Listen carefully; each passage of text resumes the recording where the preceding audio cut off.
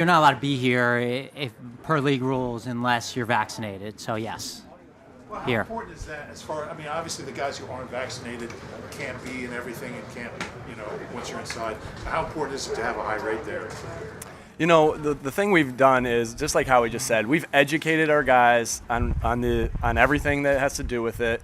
We made the decision, obviously, it's up to them whether they do that, and then just everything we focus on from there is football, right? And this is kind of what last year with all this information, you had to deal with the COVID and the restrictions and everything like that. And the best thing that we found out is educate, let everybody know what the rules are, everything like that, and then focus on what's going to win and lose your football games. And that's the technique, that's the fundamentals, that's the coming together, that's the competing, the accountability, everything like that. Nick, what went into the decision to have everybody report on the same day as opposed to rookies or quarterbacks coming in early? Yeah, that's a good question. We did meet with them for 2 days. Some of us have been on, I know in Indy, we had them come in 2 days early. We talked about the pros and the positives and the negatives of doing so. We felt like some of the things is that just put our rookies in a spot where they were a little more tired for a couple weeks. It took them some time to catch up and get their bodies catch up, and we didn't want to put anybody at a disadvantage. That's a great question, but that's the why behind why we didn't do it. But a lot mentally went into it. Again, like I said, quarterbacks and rookies had meetings, but just necessarily weren't on the field. Howie, did it take anything extra to get Zach here on time, and what do you envision is going to play out over the next 6 weeks in terms of his being on the roster by the start of the season? Yeah, I kind of go back to what I said when we started this offseason. We have a tremendous opinion about Zach as a player, as a person. All he wants to do is play football, and he knows what kind of player he is. And I think, when we look at last year, it was embarrassing for this organization and this team. And, a lot of us have a chip on our shoulder. And when you talk about Zach, it doesn't take a lot to get him here. He cares so much about this team and this city, and just really good to see him out there. Do you expect him to be on the roster opening day, Howard? Yeah, I think when you talk about the guys that are here and the kind of player that he is, and you think about our young skill position group, and having a Pro Bowl player like that on your roster, who players can learn from, it's huge. It's huge for us, and so. I think that, again, just really excited to have him here, and being out there today is huge for our football team, as we get started. Now, when you have a player like Zach who has some history with the team that is well noted, how do you go about making sure that situation is stable going into training camp? We just want to get him out here and see what he can do in person, right? I've seen plenty of tape on Zach. And everything that he's done, and he's been such a good player in this league for so long. So, but we just are getting him here in person, seeing what he can do, and seeing how we can use him. That's our job as coaches, to figure out how we can use each player and what we can do to take advantage of their abilities. And Zach's no different. So that's what we're doing right now, is seeing what we can do with him. Again, there's a lot of tape on him that suggests what we can do, and now it's just being out here, coaching it, and seeing what we can do in person. Does Zach's presence box you into playing more 12 personnel? No, I think Zach's presence makes you more multiple of what you can do, right? You have you have your 11 personnel things. Now the defense has to prepare for all your 11 stuff. You have your 21 speed stuff that the defense has to prepare for, because you have these different pieces. Then they have to prepare for the 12 stuff. You might be running similar things out of each one of these sets, but out of different formations, out of different personnel groups. It looks completely different to the defense. So what we always talk about is if we are in 11, right? Because I think that's where you might be going. If we are in 11, who does things better? Who's better at this route? Who's better at this route? And it's a blend. It's always been that way. In fact, teams that I've been on have always had two good tight ends, and there was always a blend of how you use them and what you use them as. And then just that multiplicity of being able to use 12 personnel and be dangerous there. Yeah, it's different between, hey, it's 12 personnel because we got 2 tight ends, and 12 personnel because we got 2 tight ends, right, that can roll. And so it just puts a ton of stress on the defense. As far as Jalen Hurts goes, does he between guys in the first team and positions of competition, will we see Joe Flacco as the first team quarterback at some point? Well, right now, Jalen's in with the ones, and he's working with the ones, and he's earned that because he's worked his butt off, and we're hoping that he takes the reins and rolls with it and continues to just get good reps with the ones. Nick, in what area want to see growth from Jalen. And are you working with his mechanics at all? Hey, buddy. The growth where we want to see is just that acceleration in the offense, right? It's just getting better and more reps at the offense. This is the first time we've had 11-on-11 team period, right? So these are some of the first times he's run these plays. Now, maybe he's run a version of these plays, but there's some plays that he's never run before. So it's that we can't get enough of that, whether that's in the film room, whether that's on the field. He's just got to continue to take these reps. And I'm so confident in Jalen. He's a gym rat. He's just thinking about football all the time. That's what I love about him. And so he's going to use those mental reps, that's for sure. We just got to get him more reps out here on the field. Are there things with his mechanics that adjust? I don't mess a lot with a quarterback's. There's a couple things I talk about with quarterback finish, right? And it's just about finish. But the way they throw it, the way they're going to keep throwing it that way. It takes a long time before you can switch anything there. And I don't perceive him to have any issues up top. What we do with a quarterback is work at their feet. How do their feet correlate with the play? Right? This is the drop with the play. The drop will tell you when the ball should be out as you read the defense. So we're as far as fundamentals with his feet, we're obsessed with it, and that's what we're doing. But that again comes into the reps on the field. He's got to get his feet in sync with each play, and that's what we're working on, being out in the field and in the meeting room and individual. As far as Jalen Hurts goes, as far as Jalen Hurts goes, this is kind of viewed as a prove-it year for him. I mean, are there any tangible benchmarks that you want to see him reach to say, yeah, he's our guy going forward into 2022?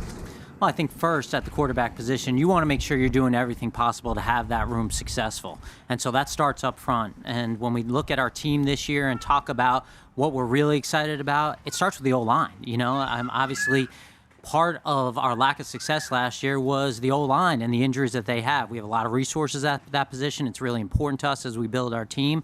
And you see it today, having Brandon out there with Lane on the right side. I mean, that's huge. And so if we could start with the offensive line and make sure that those guys are playing at a really high level, that's going to help everyone in the quarterback room. And then from there, talking about the skill position group. And so most of these guys, the receiver group, the running back group, besides Zach, the tight end group, those are young guys, and so they get a chance to grow and build together. But it starts with the offensive line and making sure that we're looking ourselves in the mirror and saying, can we fairly evaluate the quarterbacks because of who's protecting them and the weapons they have around them? But having said that, what's your level of confidence in Jalen right now? Well, obviously, when we did a lot of work on Jalen coming out, we drafted him in the second round. And then you look at what he's done. We talk a lot of times about the jump from year 1 to year 2. And this guy has done everything possible to put himself into a successful position with his work ethic, with his studying habits, with his leadership. And so I think for us, like Coach said, we're looking for him to grab the reins and go and follow him as it goes. Now, that all comes out here as we start practice and as we start the preseason and training camp. Have you done homework on other quarterbacks who might be available? Have we done homework on quarterbacks who may be available? I mean, we have a short list. Is that what you're talking about? Yeah, how extensively have you looked into those options? Well, I think our job is to always evaluate every option at every position. I mean, we're always constantly doing that and looking about what's going on in the league. And we do that before the draft. We look at next year's draft classes at every position and try to figure out the strengths and weaknesses. So, that's what we're doing during this time period. We're watching tape on guys. We're looking at guys. And we're making sure that, we're ready, one, in case of injury, and also for any position that trades become available, being ready for that. I'm obviously not going to talk about anyone who's property of another team. You mentioned I'll come. You got Steven Nelson late in the process. How did that come together? How long was he on your radar? How'd you lock that up? Yeah, I mean, Steve became on our radar right when he was let go from the Steelers, and a lot of respect for him and who he is as a person and as a player. I mean, this guy is incredibly competitive and tough and instinctive, and I think this is another guy who sits there and goes like, why aren't I recognized as the kind of player that I am? I want to be recognized as the kind of player I am. I know that there's going to be a lot of attention on who's playing opposite Darius, and I embrace that. And I think as you got closer to camp, some of it kind of goes, he really kind of figured out where he wanted to be and why he wanted to be there. And, you can never have enough corners in this league. I mean, we saw it last year. Again, another position that, we had starting guys that we got off the street. So I'm excited to have him here and be part of this team. Nick, a few minutes ago, Howie talked about what happened last year, and it was embarrassing. And you're brought in, the team's kind of in this transition, but I'm sure you expect come week 1 to win. What are your expectations for this team as it is kind of in the transition? It is your first year. You're trying to see if Jalen Hurts can be the franchise quarterback. My message to the team is very clear. We attack every day. It's a climb, and we're attacking every day. And we like to even break it down further than that. We're not only attacking every day, we're attacking the little parts of that day, right? So the players right now are attacking rest. And the coaches, when we're done here, I'm going to go up with the offensive staff and we're going to watch the tape and we're going to attack the crap out of out of the film. And then we're going to attack the meeting room, right? And then we're going to attack the walkthrough, and then we're going to attack the meeting room again. And it really is just a climb, and just trying to get a little bit better each day, because we know if you can do that, the gains that you can make. And what I'm saying to you is no different than the message I'm saying to the team. The gains that you can make when you go in and think about each and every day that you're going to work and each and every period you're going to work, your gains can be huge. And so that's all our goal is just to try to get better, a little bit better with each thing that we're doing. And so the gains, by the time we get to that first game, we're ready to roll. Are McLeod and Dickerson Do you have a win total in your mind that would say, hey, this is going to be successful for me? This is going to make me satisfied? I don't think that's yeah. 17 would be good. No, but that, again, when you follow the process of what I'm talking about, that takes care of itself. You see. And that's a great question, because you see every year that a team starts 1-3 and they make the playoffs. And you see every year that team starts 3-1 and they fall off. Why is that? In my experience and what I've been around with good teams is because they either stick to the process and they overcome the bad start or whatever it is, or a lull in the season or whatever it is, the adversity, or they don't stick to the process and they fall off. And that's what we're trying to do, is just every single day work at those 5 core values of getting better at those, because we know that will take care of itself. You said that your first year in Indy, yeah. Right? Well, yeah, we did. We had that our first year in Indy. We started off 1-5. We came up to Philadelphia. We got our butts kicked, and we ended up railing off 9 out of 10. And that was a great example from Frank Reich to me of, hey, Frank, you got the whole organization like, what are we going to do? Coach, we're looking at you. What are we going to do? And he said, I'm doubling down, right? I'm doubling down. This is the process that we believe in. This is what we're going to do. This is the common denominator of good teams. We're going to stick to that. We're going to double down, and we're going to go. Are McLeod and Dickerson Chris. Real quick, just can you describe the atmosphere today? First time in front of fans, pretty much in over a year. Just what was it like for the first training camp practice? Yeah, that was nice to have the fans back out, especially for training camp. It felt like training camp again, right? Instead of just you just being there yourself. Now, it's important as a team that you don't care who's in the stands, right? You don't care if you're practicing on the parking lot, if you're practicing on the playground, if you're practicing on these fields, if there's 100,000 people there, it doesn't matter. Again, it's that same process. But it was cool to have them out there. I think that everyone kind of got going and felt that out there from them. And Chris, let's be honest, not having fans last year was a different experience. And when teams come in, and you hear this from all the people we talk to on different teams, people don't want to come into the stadium. People don't want to come to Philly because they know it's going to be a hard day's work with our fans and that environment that we have over there. And so it's exciting to think about getting that back and how much this city and our fans are part of this team. That's a big thing that we're looking forward to having back. Hey guys, Zach had a question. Are McLeod and Dickerson on pace to be back by week 1? And is Isaac's injury one that could stretch into the season? I think that's something we just take day by day. Not going to give a timetable on any injury. I think that puts unfair pressure on everybody involved there. They just have to attack that rehab like we're attacking the practice field right now. They're getting the mental reps. Mentally, there's no doubt they'll be ready, and we'll just see how their bodies react. We saw a lot of 2019. We saw a lot of 2019, 2020 draft picks running with the ones today. I guess for various reasons, but how do you see that? Is that something you want to give those guys the opportunity to win those jobs, or do you feel like they've earned it at this point? Yeah, I think when you're going through training camp, and we discuss this, at the end of the day, you want to see as many reps as possible so you're making the right decisions before you start the season. And, our goal is to put together the best roster we possibly can. And where they come from, isn't as important as putting together the best possible team. And so, we never want to lose credibility by putting guys out there that aren't ready to play just because of their draft status or the free agent status. And because coach can't talk about competition on the team, and then they're watching the tape too, and they're going to see the results. Now, I think what you'll see from the coaches, what they describe to us as a personnel staff, as a front office staff, is that there are going to be a lot of combinations of guys. So don't read too much into what's going on now, as opposed to we got a month here to prepare for the season and to make sure we got the right guys in the right spots. All right, we got John in the back. We got 2 more questions. Time for 2 more. Nick, your day one of practice seemed red zone heavy, certainly to us. Is there a message behind that? Is there? No, it's just last year we had some things that we got to go through to see the health of the team. We have some guys here, with our strength staff and our training staff led by Tom, Dr. Arsh, and Ted Rath that they're the experts at how we ease guys into things. I don't want to say ease into it because we were rolling down there. I mean, you saw how we were going, but just to make sure the health of the team, like the availability is the best ability, right? So we just need to make sure that we're doing the right things to keep the team healthy. That's the why behind why we start in the red zone. So we weren't pulling up and throwing go balls and trying and pulling muscles there. So we're just doing what we're just taking the information and the education that we're getting there and how we are trying to make the best decisions as possible to keep our team healthy. Back in the tent. Hey, Nick, do you have a timetable in mind for when you'd like to name the starting quarterback by? Is it truly an open competition? And is there a chance, barring injury, that Jalen Hurts could not be the starter? We play Atlanta, so we got to be ready by Atlanta to have all the ones named and all the twos named. So nothing in mind of as far as when we got to make these decisions. They'll play out as we go, right, with these practices. Like, it's just great to get out there and practice. We're going to be able to go in there and make the corrections and praise the things that went well and set the standard so they can see it.